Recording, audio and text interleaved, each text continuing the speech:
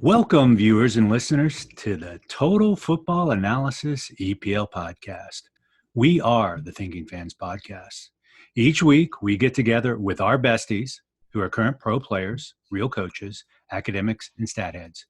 In the end, we want to provide thoughtful, hot takes about football. Today, I'm joined by Coach, if I believe it will happen, David Seymour from London, an analyst, Get Her Done, Harshal Patel from Calcutta. In addition, I'm joined by Sam Brotherton, a killing you softly with his long diagonal passes professional center back from North Carolina FC. Finally, I'm joined by DJ Taylor, I think, therefore I assist, outside back for North Carolina FC. I'm host Chris Mumford, known as the Professor. Bella ciao. During the third week of the restart, teams have had mixed results, a combination of yowzas and what just happened. Questions will be asked. Liverpool had a ho-hum week. Man City scored 10 and gave up no goals. Chelsea got a reality check. Man U turned into the Mason Greenwood show. Leicester righted the ship. And Sheffield may be the real deal. The Wolves changed from the hunter to the prey. Has Tottenham turned a corner? Meanwhile, the relegation story crystallized with the inevitable demotion of Norwich. All but inevitable fall of Bournemouth and Aston Villa. Not all dreams come true. So let's get started with the Arsenal-Leicester game, where Leicester dominated possession at 63%. And they also had 82% passing accuracy, while Arsenal only had 68%. Leicester had 13 shots compared to Arsenal's 11, and Leicester had 5 shots on goal compared to Arsenal's 5. The expected goals, Leicester was 1 and Arsenal 1.29. The finish was 1-1. David, walk us through what you thought were the interesting aspects of this match. Yeah, I think spot on with what you say. Leicester definitely did dominate possession. When you talk about the passing statistics there, what that's often caused by obviously is as they dominate possession, there's going to be a lot more shorter passes. They're going to circulate the ball a lot more. So these are high percentage passes. And with Arsenal playing generally more on the counter, there'll be more direct passes, slightly more risky passes. Probably hence why those stats are the way they are. I think Arsenal had actually the better quality of chances just, and obviously the XG just about shows that up as well. I think the big talking point was, of course, the Nketiah red card, which was unfortunate. I don't think there was any malice in it, but I mean that's a leg breaker challenge. So he had to be sent off, and obviously there was questions over whether Vardy should have been on the pitch. In terms of the goals, Saka continues to impress as well. He got an assist for Aubameyang, and Demarai Gray got a really nice assist. He's someone who probably needs to make a move to sort of restart his career. I'm not sure if he has a massive future at Leicester, but unbelievable assist from him to set up Vardy. He played a cross that you would sort of, well, not really a cross, but a through pass from the wider area that you'd often see from Alexander-Arnold or De Bruyne. Mm-hmm. Different class, being able to thread the ball in behind the Arsenal defence from that angle. Tactic-wise, I mean, it was interesting. You saw Leicester sit in a really compact press with a front three, and then Tielemans and Ndidi sat very narrowly just behind them in this compact five. And at first, Arsenal struggled to break that down and struggled to get any real quality possession, and they were forced to turn over the ball a bit higher than they perhaps wanted to. But what we saw as the game progressed was that Kolasinac was playing on the left side of the back three, pushed up into a more orthodox left-back position, and Tierney pushed on. Now, with Leicester's compact five, what we saw was the wing-backs would as soon as the ball was worked wide, the wing-backs would push up. So you saw James Justin or Albrighton pushing up to pressure in the wide areas. But with Tierney pushing on higher, he was able to pin back Justin. And at the same time, we saw Xhaka and who was that? Maybe Ceballos? Was it Ceballos? I can't remember. Their two central midfielders dropped in. really deep, and you saw them have a 6v5, and then they were able to progress the ball a bit better. So that was really interesting to see tactics wise. But yeah, I think on the balance of things, 1-1 was probably a fair result. Sam, what's your take on the match? Yeah, I agree. It was probably a fair result at the end of the day. I think Arsenal right now, they're looking really exciting going forwards. Obviously, like you said, Saka's impressing as a young player.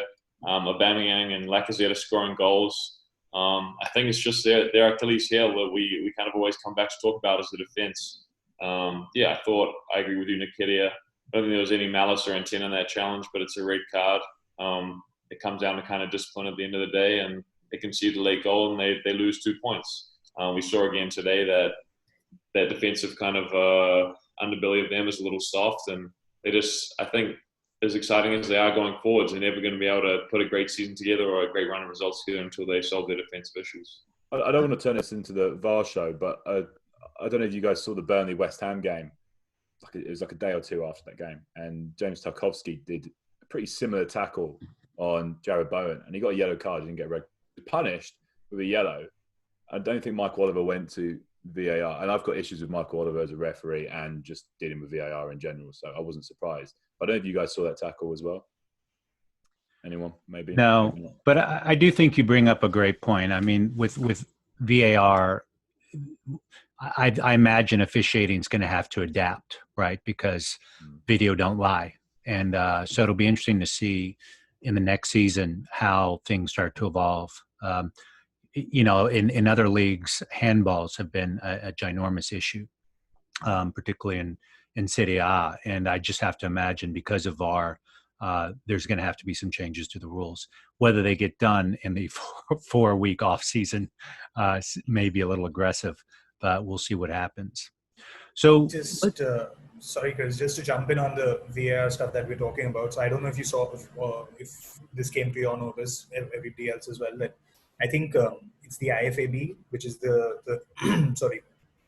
rule-setting body of world football, and they've said that they're going to sort of take over, or they're going to sort of give guidelines to the Premier League as well in terms of how to use VAR, because the way in which the Premier League has been using VAR has been quite different from how other European leagues have been implementing it. So they want a uniform approach, and they're going to do. And I'm not sure if that's going to happen in time for sort of this season to go on. The remaining matches that we have for this season.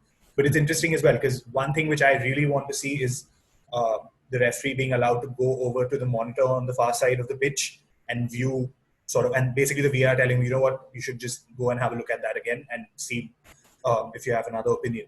Because I think that's only allowed for red card offences or potential red card offences at the moment. But even for other stuff like handballs and which have been really contentious, it'll be great if the referee himself can go and see that rather than having the VR make a subjective call on top of already a call that's subjective, Right.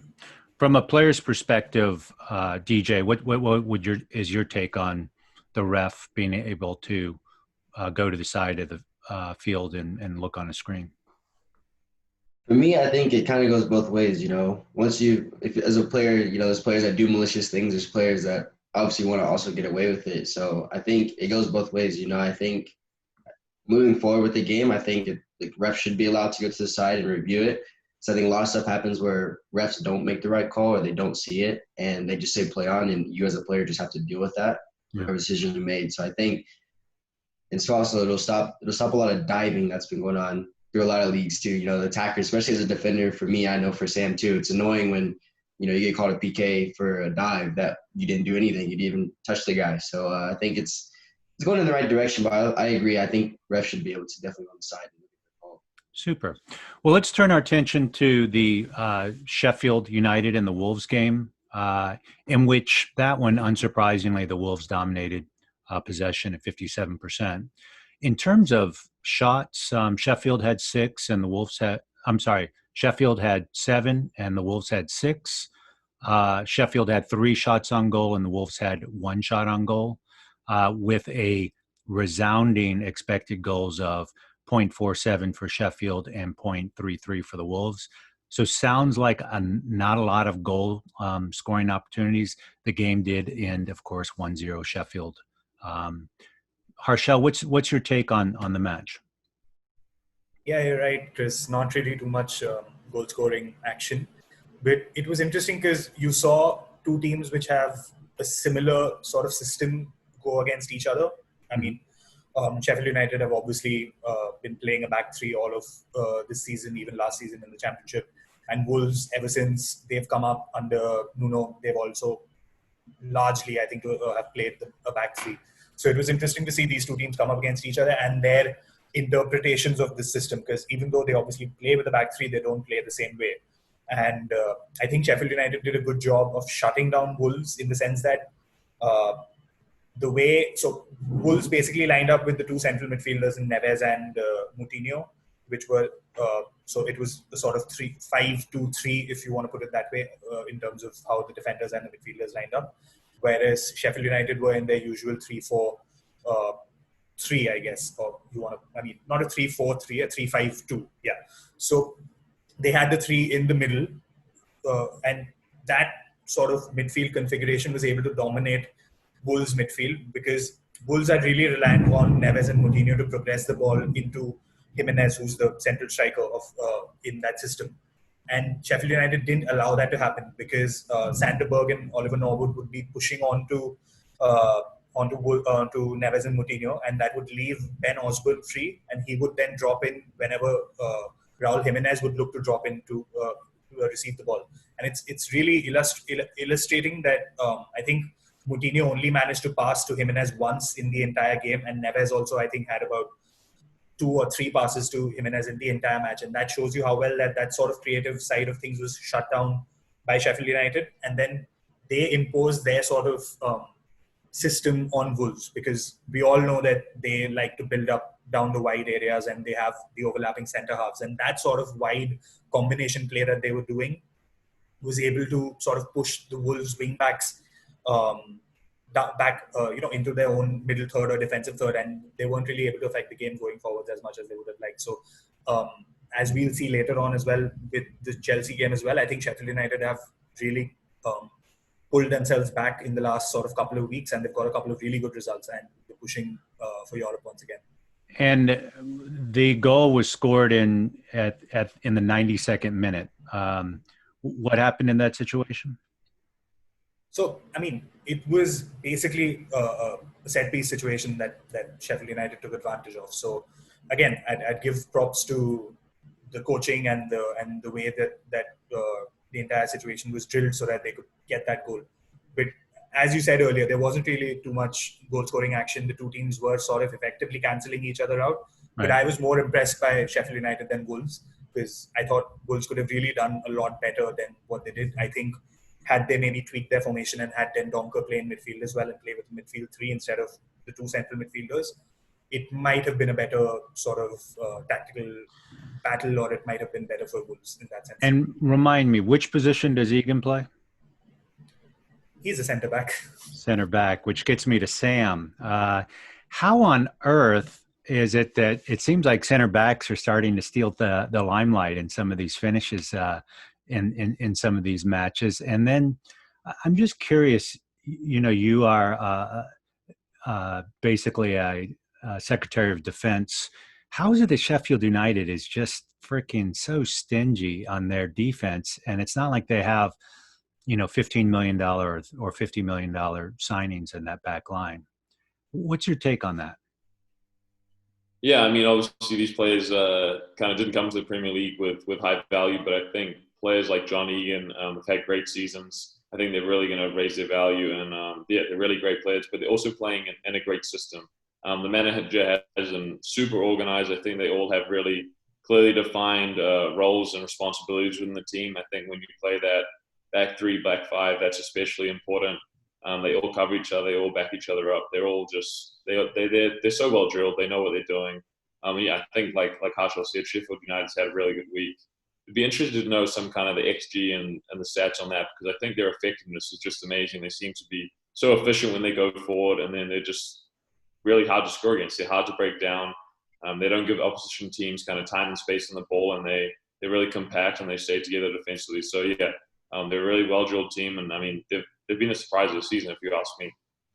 So I need to double check the numbers on this, but I think the 3 in the back line of Arsenal cost more than the entire Sheffield United team. I mean, I don't get it. Arteta's a great coach. They're playing a 3-back system. How is it that things are so disorganized at a place like Arsenal and so tight at a place like Sheffield, which one could argue has lesser talent? And maybe that's not a good argument, but any thoughts on that? Yeah, it's hard to say. I mean, I think just because a player has a higher price tag on his head doesn't necessarily mean he's a better player, which first and foremost is very important. I think the system is also an important consideration.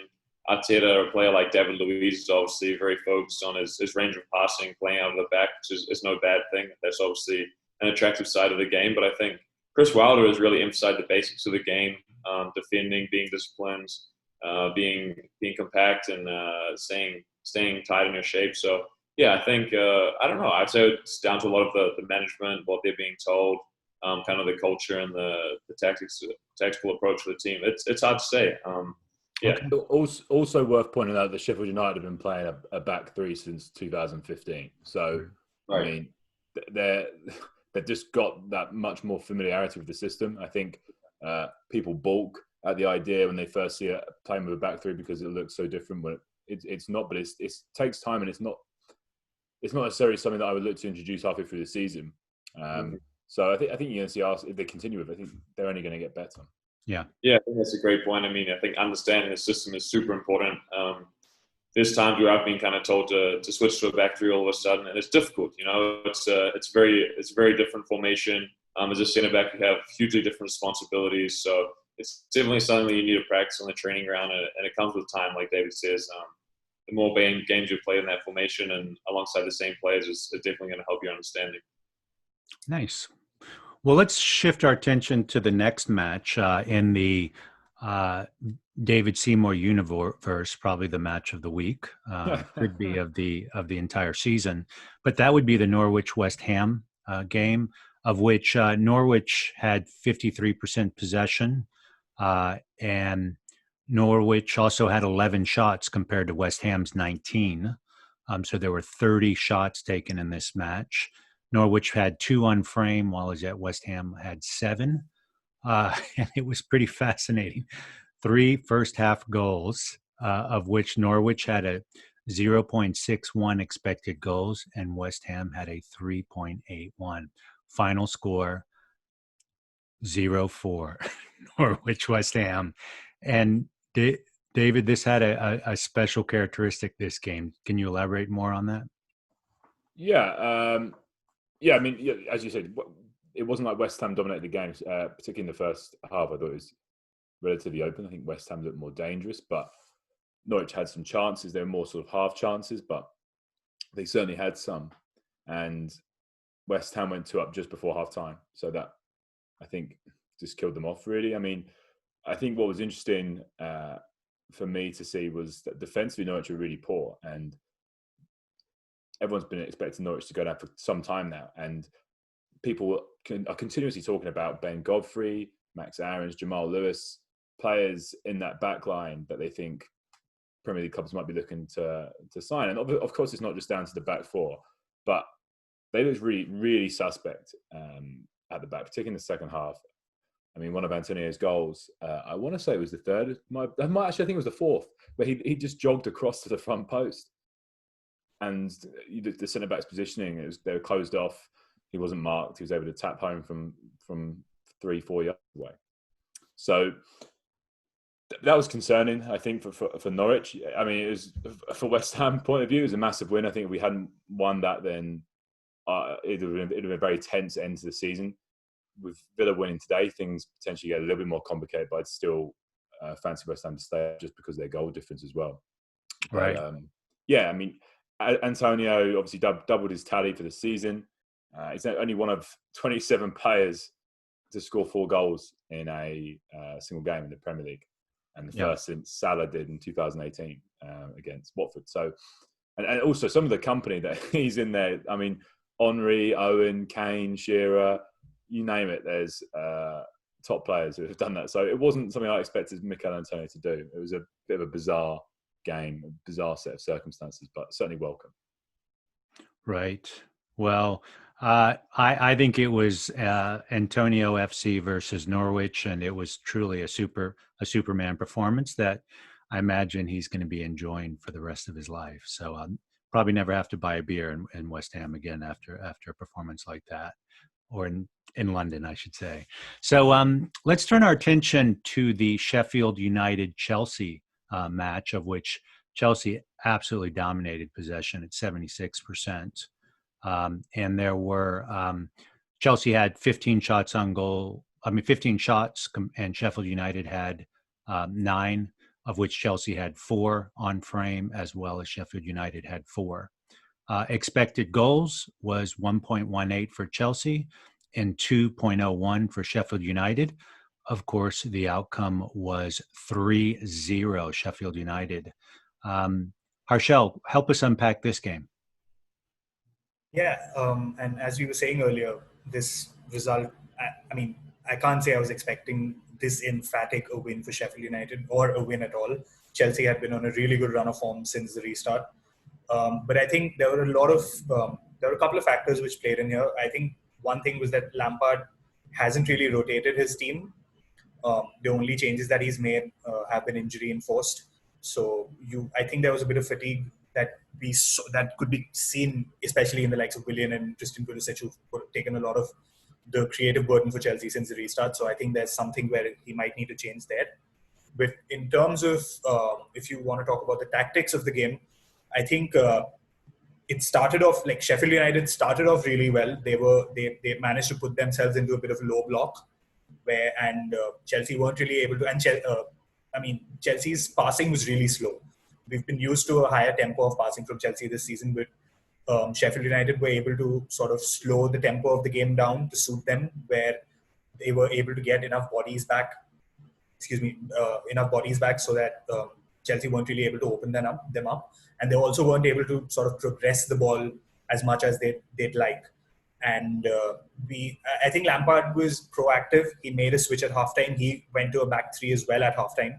He brought on Rudiger and Alonso and moved to a back three. He took off Christensen and I believe it was Mason Mount. Yes, so he took off Christensen and Mason Mount. So, but by then Sheffield United were already leading. And even though that when they did go to a back three, he brought on Olivier Giroud as well. That sort of period coincided with Chelsea's best spell of the game.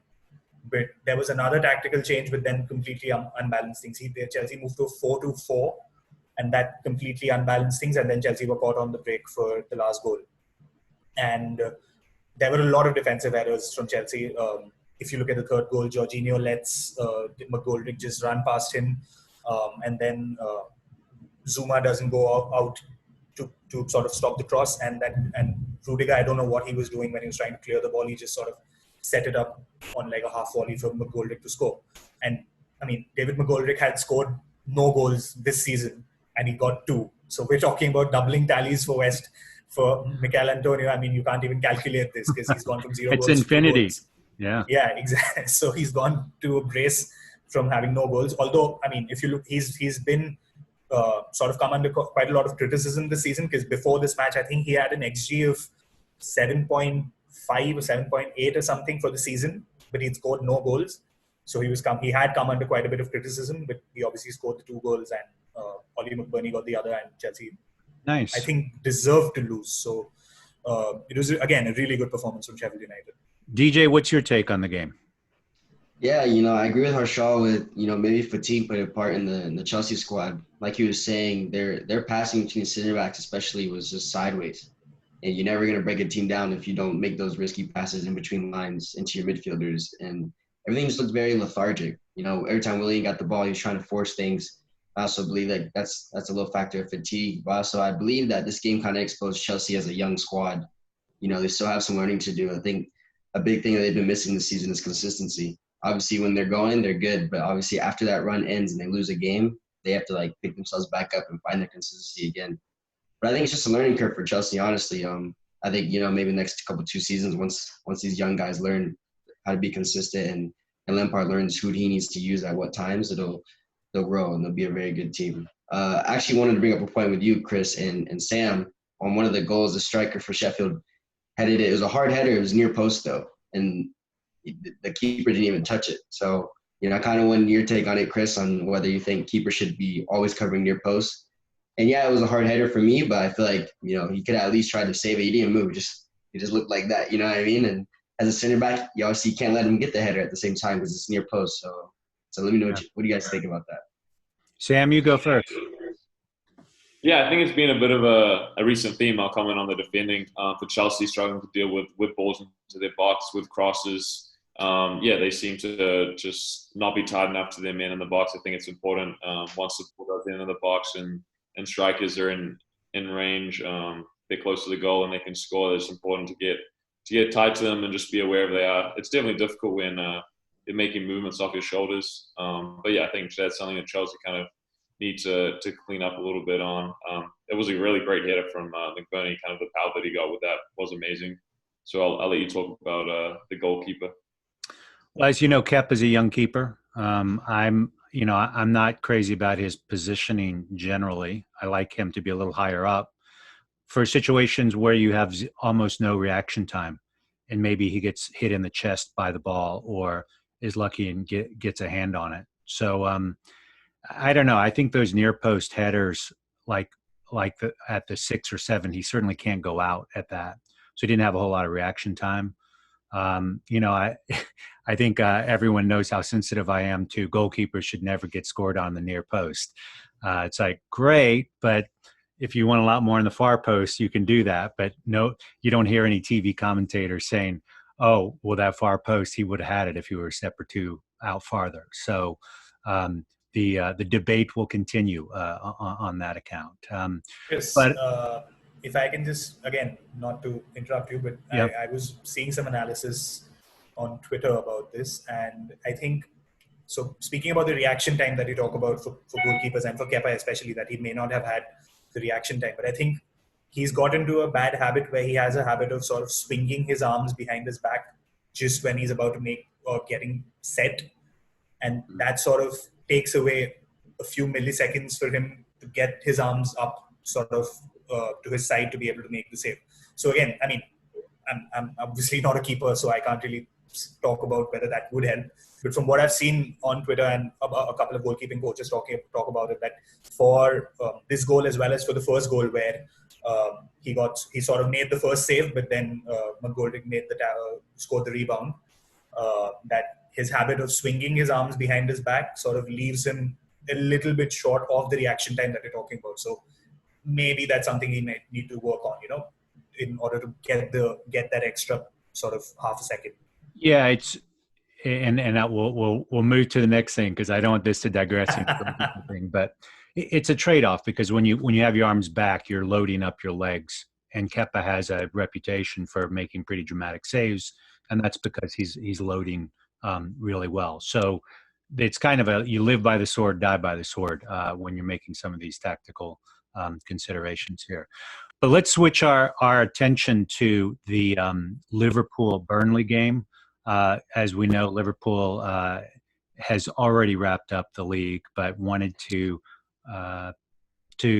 break some records. But Burnley stood clearly in the way. Liverpool had 71% possession. They had 23 shots compared to Burnley's 6. They had 9 shots on goal compared to 2. And the expected goals for Liverpool was 2.18 compared to Burnley's 0.45 expected goals. The final score was 1-1. Sam, can you help us unpack the match? Yeah, absolutely. I mean, listening to those stats, it's hard to believe that Liverpool didn't win the game at the end of the day. And it's really hard to say they didn't have a good performance. I think they've set the bar so high this season. They haven't lost to Anfield in so long. The expectations are so high at this point. Yeah, I think Klopp will be frustrated. I think the team will be frustrated they didn't win, but it wasn't a terrible performance. I thought Fabinho has really been playing in top form since the restart. As a defensive midfielder, some of the passes he's been creating and kind of assisting with is top draw. His ball to Robertson was great, and obviously a great headed goal. I thought Nick Pope was outstanding for Burnley. He's got to be in the conversation to be the England number 1, I think. He kind of stood in his head. Liverpool create a lot of chances, but they've got to be a little more clinical at the end of the day. So, yeah, kind of frustrating. As you said, they are chasing those records, but at the same time, I think they obviously gave Curtis Jones a run. Nico Williams started it as his preferred position at right back. So they're giving players a chance, and they're experimenting a little bit. So yeah, I think with a pinch of salt at the end of the day, it's not a terrible result. They'll be frustrated, but yeah, it was a good game, and kind of, I guess, fair play to Nick Pope at the end of the day for keeping them out. Yeah. I mean, I thought the Fabinho Robertson, that combination in the 34th minute was very attractive. And then the Takuaski Rodriguez goal in the 69th minute was equally entertaining. But I found what the most entertaining was Takuaski's open field tackle on Salah, which looked perfectly in place in the National Football League, but I don't know if it fit in place in the English Premier League. So I just don't know how you get away with a tackle like that. Could that have been a PK? Any takers on that? Sam, what do you think? I'm only throwing this to you because obviously you play the position.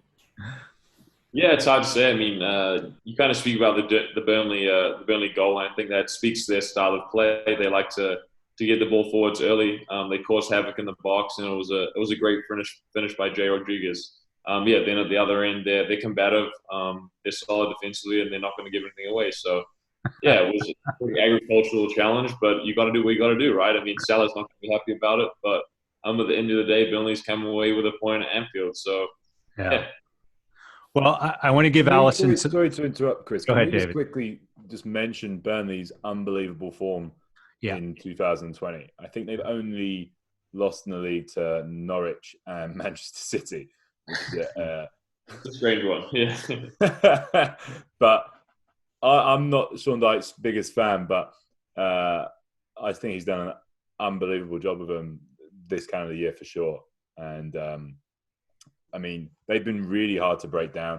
I watched them against West Ham, and just infuriatingly difficult to break down. And Nick Pope is superb in goal. But I think a lot of credit has to go to the players that are in front of him as well, and the way they've been utilised to frustrate.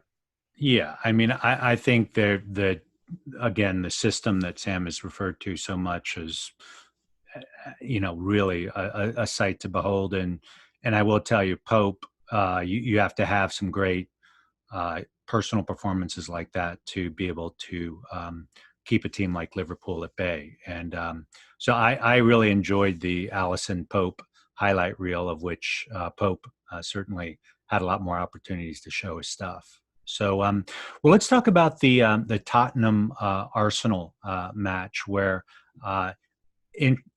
Tottenham did dominate possession at 63%. David, help me unpack that game, because there were some pretty glaring elements that kind of showed themselves.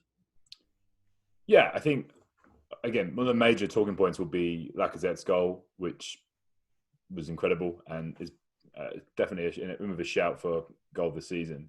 He's hit that ball so well. But I thought Arsenal looked really good first half, early in the second half, but they just didn't capitalise on how they were playing. And we saw another defensive error from Arsenal lead to a goal, and all credit to him and Son, because that was a really cool finish. But I was really impressed with Ceballos. I thought he played very well, dictating the pace of the game from midfield. I think he's getting better and better for Arsenal. So Arsenal will be pleased with how that one's going. I mean, obviously there are concerns. I think the defence is a real worry. To see how Mustafi fell apart in the last 15 minutes tells you all you need to know about that player's mindset. And it was tough to watch, to be honest with you. But all credit to Spurs. They looked dangerous, and it was a classic Mourinho performance of sort of frustrating the opposition, scraping through, and then capitalising late on. But I thought Spurs looked really good in the last 20. Harry Kane looked much better. I think he had a 0.66 XG for the game, something like that. So I think he's certainly looking like the Harry Kane we know. One little thing I will mention just as a talking point, and this is potentially a bit of a hot take, but we all saw how Lloris handled the Son situation last week, where they had that bust up, and he was frustrated with Son essentially not being a team player. He wasn't tracking back. And today at 2-1, and listen, Harry Kane I think he's in it for himself a little bit as a player, and I don't think he's the best team player at all. But nevertheless, 2-1, Son's through on goal. He's got a defender in front of him. Kane's frees the side, and he decides to take the shot on. And you could see how frustrated Harry Kane was with Son. Now, potentially that's because Kane wants to score. You could tell how much he wanted to score. But that was the second time in the last week where we've seen a Tottenham player get frustrated with Son over lack of teamwork. So that's potentially something to keep an eye on. And particularly Steven Bergwijn starting to look really good in the last sort of 3 or 4 games. Interesting. So I will say the game started out lively, as they say, or energetic, as the commentators. In the 16th minute, Xhaka did go to Lacazette to finish. At the 19th minute, Son. I wasn't ready to move from my seat after that. But then the second half kind of happened, and of course we get a center back that ends up winning the game on a set piece. DJ, what was your take on the game? Yeah, I think, like you said, the first half was very intriguing. It was very open. It was kind of just like pickup soccer, as soon as you get the ball, go and attack and go at the defenders. And then if they win it, they're going to go and attack. But, yeah, I think it was very entertaining. I think, obviously, Aurier's mistake on the goal was pretty bad. He just won the header, and then he had to get back on his feet. And then he won the ball again, took a bad touch that was too heavy, and that's how they ended up winning the ball. And like I said, got his, crazy golazo off. So I think as a right back, it's tough. I think as a defender, you can't lose the ball in certain spots. And just like Aurier, he lost it in that spot and he got paid for it. I also think, obviously, that the giveaway for Arsenal, that's kind of been the story of their season. Attacking wise, they're so dangerous. They have so much potential, but defensively, they're just not good enough. And I think that's kind of been Arteta's struggle this season, is to figure out who he puts back there, whether it's 4 or whether it's 3. So I think it finally showed, obviously with Tottenham getting the goal. I also think on the other podcast, we've talked about strikers are learning to chip. Obviously, you see Son with his left foot, a little chip over the goalie. I think that's the new trend now, Chris. You better watch out for these goalies, huh? Well, I'm very disappointed because, all of us goalkeepers have signed NDAs to not tell people about all they have to do is chip to score. They don't have to crush it. And somebody's going to get sued is all I have to say about that. As far as your take on Aurier, what do you think how his career is going to play out? I'm not sure. To be honest, though, I don't like him. Yeah. As a right back, he's not one of the top right backs that I try to model or whatever. I think he's just an okay right back. If you look at the right backs in the world, I definitely would have taken Trippier over him any day. Mm-hmm. Trippier's progressively grown.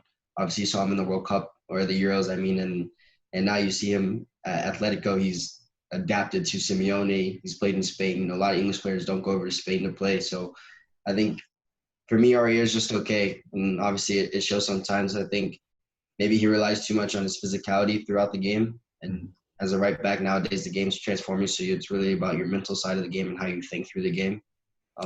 Yeah, that's my take on Aurier. I think the issue as well with Aurier is that I totally agree with what DJ said. And I think when you're looking at who Spurs can bring into that position, who's going to improve them, there's not a lot. And there's a lot of talk of Max Aarons going there, which I think would make sense long term. But I don't see Max Aarons coming in and being noticeably better than Aurier at right back just yet. I think 2 or 3 years down the line, I'm not sure there will even be a comparison. But right now, I don't think that's necessarily a fix. And the issue with this summer's transfer window is that you don't really want to sell players in this window because the Sane deal has broken the market, unfortunately. And you're going to see much lower transfer fees, particularly with COVID going on. So it's not a selling market. So you're likely to see Aurier stay there, I would think. And then it's like, well, if they don't go for Aarons this summer, they're probably going to miss out on him. Because someone will take Max Aarons this summer. So it's a really difficult one. Can they loan him out and with an option to buy next season to someone and then get 2 right backs in? But then Max Aarons isn't going to move to Spurs being told that he's going to be the backup right back. So it's a really difficult situation. Yeah. And I'm not sure there's an immediate fix for that position. I think a little bit similar with the left back situation with Sessegnon and Ben Davies. So it's a difficult one for Mourinho and for Spurs fans, and I'm interested to see what they do this summer. I think that's going to be one of the more interesting transfer stories to look at, to see what they do with, because I totally agree, Aurier is not going to be that long-term answer for him in that position. Well, super. Well, let's switch our attention to preview the week. We've got just another amazing week of football coming up. Sam, can you walk us through the Arsenal-Liverpool game that's going to be coming up on Wednesday? Yeah, for sure. I mean, for me, it's a tough one to predict. I think we've already spoken a little bit about Arsenal. You really don't know what they're going to show up with on any given day. I think it's two teams that really like to play positive and attacking football, which I think probably plays into Liverpool's hands. I think they play a little bit better against those sort of more expansive teams than teams that sit up in kind of a deeper block. I think if Arsenal go with the back three again, the kind of the potential for Salah and Mane to get at those outside centre backs in the channels with some space could really cause havoc. And I think, I don't know, Arteta's going to have a big decision to make, kind of what formation he goes with. I think Liverpool are going to be too good. I think just defensively, Arsenal just aren't up to par right now, as we've seen. It could be changes. It's hard to predict the lineups as well, kind of after Arsenal's results, but also we've seen Klopp rotate a little bit and kind of give chances to other players, to fringe players. So it'll be interesting to see what he does. So it's a hard game to predict. I think it'll be entertaining in terms of two teams that are attacking, have a lot of quality attacking talent on play. But I think the difference in this, and we've seen with Liverpool all season, is kind of the goalkeeper and the defense. They're a lot harder to score against, so I think that's gonna shine through at the end of the day. And if you want a prediction, I'm gonna go 3-1 to the Reds. 3-1 to the. Wait a minute, both of them are Reds. DJ, I'm going to put you on the spot. What do you think the score is going to be? I think it'll be an easy win for Liverpool if they play the right players. So I'm going to go with 2-0 Liverpool. Okay. Well, good. Well, I think it's going to be a goal fest. It's going to be 3 or 4-0 Liverpool, but that's just me. It's more a comment on Arsenal's back line than anything else. So Harshal, walk us through what do we need to pay attention to for the Leicester Sheffield United match on Thursday? I think again, we've seen, as we spoke earlier, Sheffield United come back with a bang, even though they weren't really at the races when the game restarted again. Mm-hmm. So it'll be interesting to see how Leicester try to break down their defense. I'm also really keen to see if Sheffield United can cause Leicester's defense some problems, because I think there are still a couple of injury doubts in there. We saw Tristan Fuchs play at left back today ahead of Ben Chilwell, so I think he's an injury doubt. I'm not sure if he'll play that game as well. So, and I mean, the Leicester Arsenal game told me that Leicester aren't really comfortable keeping the ball as much. I mean, I know Brendan Rodgers is trying to get them to be a more expansive, a more possession-based and a passing side, and they're getting there, but they're still not very comfortable there. They still have moments where they don't know what to do with the ball, and I'm sure they'll have more of the ball in this game compared to Sheffield United. So it'd be interesting to see if they can sort of manage the creativity to be able to break down Sheffield United's defense. And if you want a prediction, I think it'll be a close one. I think it'll be a 1-1. I'm in agreement, 1-1. Well, let's move on from there if that's the case. So, David, let's talk about West Ham versus Watford.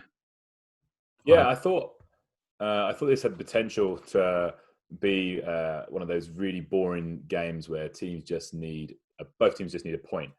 But with Villa winning today, it makes things a little bit more difficult for both teams. I think more so for Watford, who have got the more difficult run-in out of West Ham and Watford. So I think both teams are going to need to win that game. West Ham have a pretty dreadful record against Watford. So I think Watford will be confident going into this game. It's an interesting one. I think West Ham have looked really good over the last 4 games. And we've seen the same thing from Watford. They've turned in a really good bit of form. They're coming from behind now and winning games, which is difficult for West Ham to defend any kind of lead. So I'm expecting goals in this game, and I'm going to go 3-2 West Ham. And Antonio's going to score all 3. No, I'm joking. Harshal, do you have a different opinion? What's your forecast on the game? I think, to be honest, I know David's obviously saying that it's a must-win game, but I think even a draw would do for both teams. They go 5 points clear of Villa, depending, obviously, given the points at the moment. It could be a bit of a goal fest in that sense as well. Like it's one of those where you don't really know how much or what can happen. So, I'm mostly in agreement with David, but just the fact that I think it might not be a must-win. So, I hope that's true, Harshal. Well, give me a number. We've still got to play United and Watford. So, United and Villa. So, I would rather be safe. Have this one out. Yeah. I don't want to have to win against Villa in the last game of the season. No, thank you. Nice. Yeah. Give me a number. I'd stick with what David said. Oh, yeah. 3-2. Come on, you are. All right. Well, let's shift our gear to the Spurs Leicester matchup. Harshal, walk us through that. What do we need to look for? Again, I think Mourinho pulled off one of his sort of classic heists in that sense in today's game, where he played like a flat 4-4-2, frustrated Arsenal, got the 2 goals, won the game. It won't be exactly a similar sort of game plan against Leicester, because I don't think they'd need to be that defensive or that sort of structured against Leicester. But at the same time, you've got Jamie Vardy, which you need to obviously guard against. So, interesting game again. Both teams fighting for European places. Leicester obviously are suddenly back in the middle of things. Chelsea United are sort of, in danger of kicking Leicester out of the top 4 spot, which we all thought they had sort of sealed, So I'd say Spurs might just edge this one 2-1. They look like they've turned the corner. I wouldn't say they've turned the corner, but today's game will give them a lot of confidence. So I think they might just be able to edge Leicester 2-1. Sam, what's your prediction on the game? Yeah, I kind of tend to agree with Harshal. In the form, I think Spurs are figuring it out. They look pretty good today, kind of effective. Mourinho knows how to get a result. Leicester haven't been as convincing of late. So, yeah, I'll maybe go for a 1-0 Spurs win. How do you get into a striker with the Vardy profile? How do you get into his head and mess with him? I don't know. I mean, obviously don't know Vardy, but I would say he's pretty unflappable. His kind of rise, what he's seen, the leagues he's played in, I don't think he's too concerned about people getting in his head. I think he's pretty focused. He plays off the cuff. You just have to be aware of where he is at all times. He's so electrically fast that you can't take a second off. So, yeah, the thing. My sense is you don't want to trash talk him at all. And when you trip him, you help him up and ask him how his wife and kids are doing and all that, and see what you can do. So, not someone you want to have on your bad side. So, David, walk us through the Man City Arsenal game. That should be Arsenal's got a full plate this week. Yeah, it's not looking great for Arsenal, who defensively are very weak. I do think that if they continue the 3-4-3 system, I think it's the best system to play against City. City have lost twice against a back 3 or back 5 when they played against United this season on 2 occasions. So it works well against them, and I think what you often see with City is that they drive inside initially to bring the opposition narrow, then hit the wider areas where they've got someone like De Bruyne who's got all this time and space, and as soon as the opposition start to spread to press someone like De Bruyne, then they look for those pinpoint passes. Now, if you play with that back 5, which will happen if you start with your 3-4-3, it will turn into a 5-3-2 or a 5-4-1. What you're going to see is a really narrow defense, very compact horizontally. And De Bruyne is still going to find space out. He's going to drift down to that right side, no doubt, and he's still going to find space there, but not to the point where he would get as much space as he would against a back 4, for example. But then we look at personnel-wise, we look at how the defence have done with mistakes in the last few games. I wouldn't be confident as an Arsenal fan. I've got a lot of friends who are Arsenal fans. I keep saying to them, just get through to the end of the season, rebuild this summer, start again. DJ, what's your take? I love Man City, but So I'm gonna have to go with 2-3-0. Honestly, I think Arsenal will frustrate Man City to some degree, but I think at the end of the day, like we've talked about, Arsenal defensively hasn't been good enough, and Man City is just coming off an easy win with Sterling scoring goals off a falling header, not making the keeper. So his confidence will be up. I think they'll punish them if Arsenal do make any mistakes, just like Tottenham did today. Nice. Well, let's have a quick look at our strength of schedule here. So looks like as far as folks that have the most challenging schedule, I would have a look and see what Leicester has got a fair bit of work ahead of them with respect to Sheffield United and Tottenham and then Man U in those succession. And Chelsea's got its hands pretty full with Man U and Liverpool. As far as some of the easiest, Arsenal's got some work this week, and then they've got Aston Villa and Watford a bit later. Now, next weekend is the FA Cup, so those games have been included just because of the work rates that are going to be involved in there. Does anybody have any notes on kind of the top three spots, how things are going to play out? What are we talking about? Leicester, Chelsea. We're talking about Leicester, Chelsea, United, Chris. Yeah. Mm-hmm.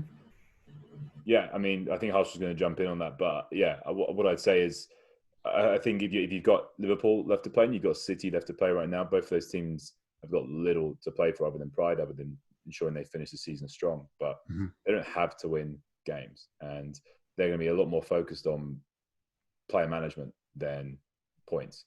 So if you've got Liverpool and City in your running, as Chelsea do, I wouldn't be as worried as I would have had those two teams slap bang in the middle of the season. So although Chelsea's looked quite hard on paper, and I know they've had a couple of interesting results recently, I still think that I think United are one of the best teams in the league right now. So I think both those teams will get top four. I think Leicester will drop out. Interesting. I think the last game of the season, Leicester United, is going to be unbelievable as well. Nice. Yeah, I was just going to jump in on that because of the Chelsea's loss to Sheffield United, it's back in Manchester United hands, in terms of if they win their next 4 games in the league, they're going to be in the Champions League. So, and obviously the game they have against Chelsea is in the FA Cup, and United have beaten Chelsea 3 times this season already. So I'd be hopeful that they can win that and go on to the FA Cup final as well. And that will obviously give a bit of confidence for the last 2 games of the season. But United have been playing really well. We've spoken about this earlier in the podcast as well about, Mason Greenwood's coming on, the attacking sort of clicking. So I'd expect, especially with tomorrow's game, if United win tomorrow's game, they'd really be able to put a lot of pressure on Chelsea and Leicester. And I would agree with what David said. I think at the end of the season, we'll see Leicester probably come in 5th and Chelsea and United be in 3rd and 4th. Very good. Well, let's have a quick look down at in the relegation zone, which seems to be getting more and more clear on, West Ham and Watford are not completely out of the picture yet, but I'm sorry, out of the zone yet. But the fact that Bournemouth has got to play Leicester and City, those are hard things to get sorted out, to get past here in terms of being able to jump up, 3 or 4 points up on there. And, Aston Villa does seem like it has a bit of an easier schedule. And Watford still is going to have its hands full. And I think you might be right, David, that existential threat is going to be that the Watford West Ham game. But it could be a 1-1. They walk away from there and things kind of the table stays where it is by the end of the season. Yeah, I need to quickly jump in and apologize, Chris, because I totally misread the the slide above. I didn't realize that we were looking at those. Okay, I'm with you now. Let's ignore my Chelsea comment, all right? But we'll go with what Harshal said. Yeah, I think I'd like to be safe before the United game because I think that United could put a lot past West Ham, and I don't want to be going into that. But again, having to win, having just lost 3 or 4-0, I don't think that's any good. I think Brighton we can discount. I think Brighton is safe. As I said, Watford got a really difficult run, and that's why I think this weekend against West Ham is a must-win for them, because they've got City and Arsenal, which is just a nightmare last two. So if we're looking at Bournemouth and we're looking at Villa, after Villa winning today, I think Villa are the more likely to stay up out of the two. I do think Bournemouth sadly are probably gone. Sorry, Bournemouth fans. Mm-hmm. I just don't see them doing it. But I agree. Interesting to see, because we're recording this before we've seen the Bournemouth game this evening, so that could change. But yeah, that Villa running is equally tough. But at the same time, Everton, Arsenal, they could conceivably get a result, and I could see them beating West Ham in the last game of the season. So, all right. Sorry, I just want to jump in. I mean, I know we're recording as the game is going on, so it's halftime in the Leicester-Bournemouth game. Leicester are leading 1-0. Jamie Vardy scored, so I think he's sort of going to get the golden boot. He's on 24 now, I think. So he's online on absolute fire right now, and he'll probably be the top scorer. But talking about Bournemouth, yeah, I think if they're down a goal right now, I don't really see them coming back. So they'd be 6 points behind West Ham and Watford by the time this weekend's games end. So it doesn't look too good for Bournemouth. Right. Well, good. Well, let's turn our attention to kind of interesting thoughts we've actually learned from this week and what we might be looking for next week. DJ, why don't you start us off on that? What really did you walk away with from last week's results? And then what are things you're kind of looking for this next week? I think the main things that hit me was, one, I was really impressed with Sheffield. You know, I didn't really watch them, throughout the season so far, but watching them this week and the way they're playing, I'm really interested to see how they do, and I'm definitely going to tune into them. Mm-hmm.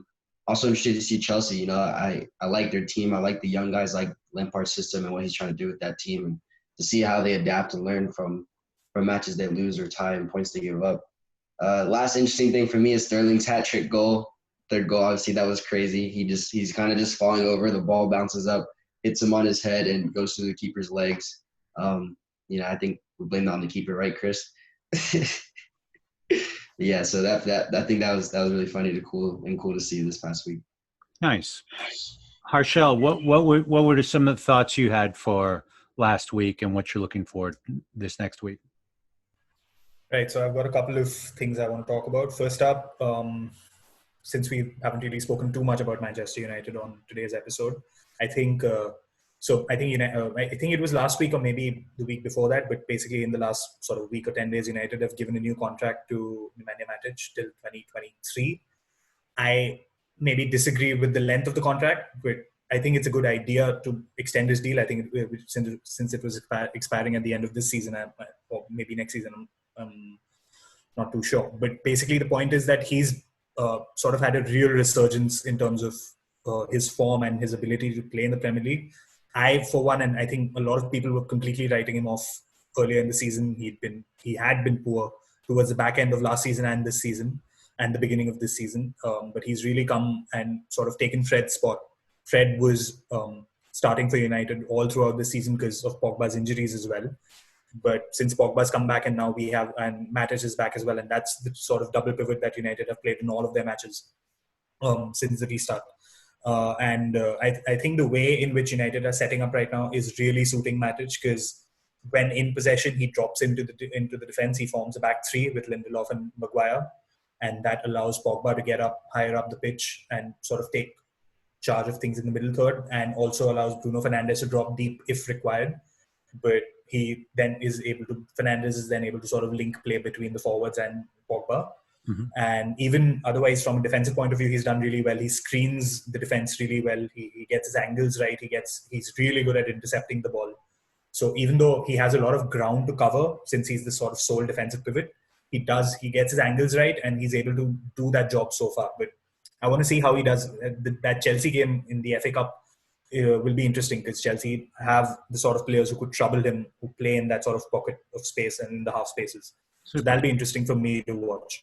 And there's another topic I want to talk about, and I'd like to get David on this with regard to Jorginho at Chelsea, because there's been a lot of debate about Jorginho raging ever since the restart. I think he had the second or third highest minutes for Chelsea this season before the restart, And then after the restart, he's barely played. I think yesterday was the first game he started, and the game before that at Palace, he came on for 20 minutes or so when Gilmore got injured, when Billy Gilmore got injured. He'd not featured before that. And that there's been a real debate among Chelsea fans and even Premier League fans in general about whether Jorginho should be playing for Chelsea or not, and whether he has a future at the club. And I'll give my thought on that as well, but I'd like to hear what David has to say about that. Yeah, I think it's really reactionary to say that Gilmore should be starting over Jorginho. I think it's just not a good take. I think Gilmore's got a lot of potential, but he needs a lot of time to find himself as a player. Jorginho is an incredibly experienced holding midfielder. What you need with Jorginho is I think Chelsea want to sign Declan Rice from West Ham, and a lot of Chelsea fans seem to think that they play him as centre back, which I think would be a waste. Jorginho is actually pretty good defensively, and I think that he's potentially not the most mobile player and isn't seen as that kind of player because of the way he plays. But if you put someone next to him who is just a real ball-winning midfielder, that's going to allow him to play to the best of his ability. And they have ball winners. I mean, N'Golo Kante is an incredible ball winner, but he's so much more than that. I think you might see this going off topic a little bit, but you might see Kante move on and just be this incredibly successful pressing midfielder, and people will be going, well, why weren't Chelsea using him like that? And to an extent, they have been. But to go back to the Jorginho point, I think that he needs support. I think Chelsea right now aren't playing their best football, and people are going, oh yeah, well, Billy Gilmore should be coming in for Jorginho in this place. And it's like, hold on a second. Okay, let's have a look at your results, how you're playing. And but for me, Jorginho is absolutely in their best 11. And he's not a player that I would build my team around like Sarri wanted to do with him. But he's certainly in that best 11. And I think you can get more out of him by putting players next to him that are going to bring that out of him. What do you think, Harshal? Yeah, I agree with almost all of that. I mean, I've seen like a friend of mine is a Chelsea fan, and he agrees with this as well. But otherwise, on Twitter, I've seen people slate Jorginho for his lack of defensive ability and because he's not physical, and that sort of came off also from the Chelsea Sheffield United game where McGoldrick was sort of able to shrug him off it and go on the run, and then obviously all the other sort of events led to the goal being scored. But I mean, Gilmore's 5'4", 5'5". He's not going to be. He wouldn't have been able to stop McGoldrick either, right? So, if you're looking for physical sort of attributes in that defensive midfield position, there's no case to be made for Gilmore over Jorginho, because if anything, he's even more physically he's nowhere sort of more dominant physically than Jorginho is. And in terms of ball ability on the ball, there's no comparison because, as you said, Jorginho is vastly more experienced. If you look into the numbers, he progresses the ball really well. He gets a lot of progressive passes. He's got a lot of progressive passing done this season for Chelsea. So there is some criticism in the sense that he might slow the tempo of the game down at times. And that's a problem with Chelsea, I think, because even in the game against Sheffield United, they were passing along the back quite a lot, as DJ said when we were talking about that game as well. And that's not really down to Jorginho as much as to the system that Lampard's playing and the players he's got on the pitch. So, yeah, it's been a baffling sort of conversation when I've seen Chelsea fans saying that Billy Gilmore should be starting, and he's out for the season now and probably might miss the start of next season as well. So that sort of comparison or that sort of competition isn't going to happen for a while now. But I, for one, think that Chelsea, I mean, if they do end up selling him this season in the summer window, which a lot of people think might happen, it'd be a huge waste because he's really good at what he does. And as you said, if you put the right players around him, he can really help Chelsea get to where they want to be. Seems like City has done a great job of buying very, very good value in the EPL this last year. So Jorginho may be returning back to that. So Sam, what are the things that you were struck by this week and we'll look for next week? Yeah, I'm going to give some love to my defenders. I thought John Egan had a great injury time winner. A huge hitter. I mean, Willy Bolly is a giant and he's amazing in the air. So I think that really emphasizes how good of that hitter was. Alderweireld too. I mean, us defenders don't get so much love all the time, so I thought that was cool to see. Looking forwards, I just think we're into that phase of the season where it's just going to become so unpredictable. I think we're going to see some really crazy results. You look at the motivation of different teams right now. Liverpool obviously have been the best team in the league throughout the season, but what are they playing for at this point? It's tough. I mean, there's some teams in the middle of the table that kind of motivation might also be lacking. And then the teams at the bottom of the table are fighting for their lives. So I think we could see some interesting results, and it's going to make for some entertaining games. So I'm looking forward to watching this week. Yeah. Well, I'm going to say this last week, I was struck by how much value goalkeepers bring to the teams here. There were some real breakout performances, I felt like. So I'm going to continue to make the argument that goalkeepers should make as much as the best strikers. And really, I thought Pope's showing was really just fantastic. What a breath of fresh air. And I'm going to be honest with you, I think Martinez demonstrated that he's both great as a shot stopper as well as his footwork is really, guess what? He's from Argentina. You know, he came up through Independiente. I mean, that's you would expect that to happen. And, I really wonder if we're going to be talking about him in the same terms as an Allison and Ederson going forward. He's got the athleticism of an Ederson, and I think he's got some outstanding judgment. There was a complaint by the TV commentator about how he came out and got stuck in no man's land on a Kane, where Kane tried to chip over him, and of course Kane hits it over the goal, and it's like, okay, he went in no man's land, but he caused the striker to do something he didn't want to do, and he did not score. To me, that's a good play. That's not a bad play. So it can be interesting to see if how much goalkeepers play in the role, because I think there were some suspect back lines this last week with a couple teams, and there was some really good play there. And I'm fascinated to see the Sheffield United, like you guys said earlier. Very candidly, I haven't watched a ton of them, and I'm just so impressed with the back to basics working in against teams that have payrolls much larger, much higher pedigrees. So I'm just really looking forward to the next 2 weeks.